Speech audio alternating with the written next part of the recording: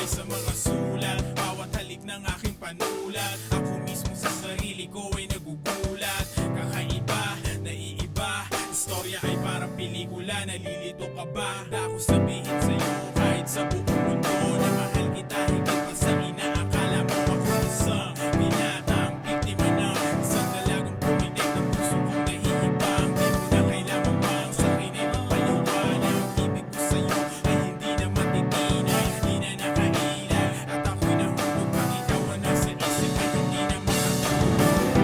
Huwag mo naman ako pagbitawan pa, marahil ay hindi na inaasahang mamahal kita.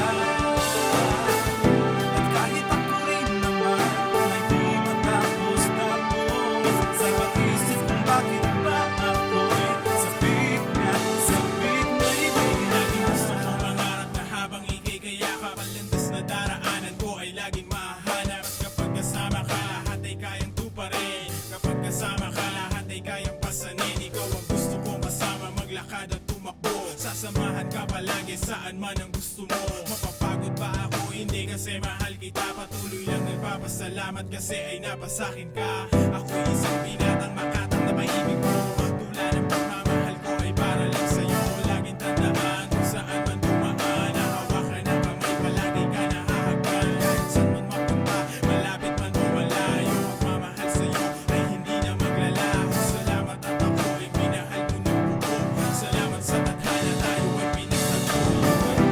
Huwag mo naman ako pagbitawan pa, marahil ay hindi na inaasahang mamahal kita. At kahit ako rin naman ay di matapos-tapos sa pag-isip kung bakit ba ako'y sabik na ibig. Mahal kita kasi hindi lamang dahil ginusto ko. Mahal kita kasi pareho tayo ng gusto. Mahal kita kasi ikaw ay kakaiba. Mahal kita kasi